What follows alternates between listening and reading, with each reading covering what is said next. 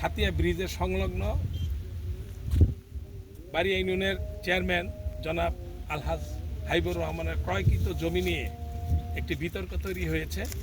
এই বিষয়টি নিয়ে আপনি যেহেতু এই এলাকার মেম্বার, আপনার একটু বলার জন্য বলছি বক্তব্য। বিসমিল্লাহির রহমানির রহিম। আমি বাড়িয়া ইউনিয়নের 7 নং ওয়ার্ডের মেম্বার মোতালিব গাজী।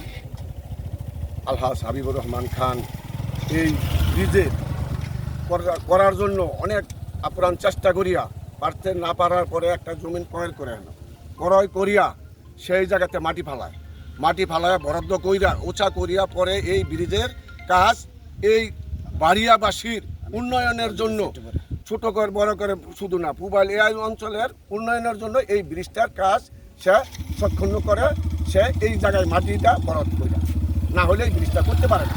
মানে রাখিয়া পরে এই ব্রিজটা করতে হয়েছে, আর নাহলে পারে না।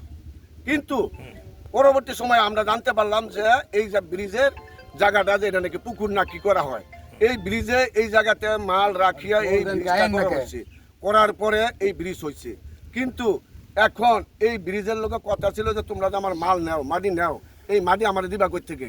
পরে আমরা বলছি যে আপনার মাটি আমরা আরেকখানতে আইন হইলো নাইলে কিনে হইলে যেখান থেকে আমরা এই মাটি আপনারা বালু বরট করে দিব। এটা আমাদের সাথে অঙ্গীকার ছিল। সে দূরে মোবাইলে কথা কয়ে সার সাথে অঙ্গীকার করে আমরা কাজ করছি, কিন্তু সে এই জায়গাতে ছিল না। আপনারা এই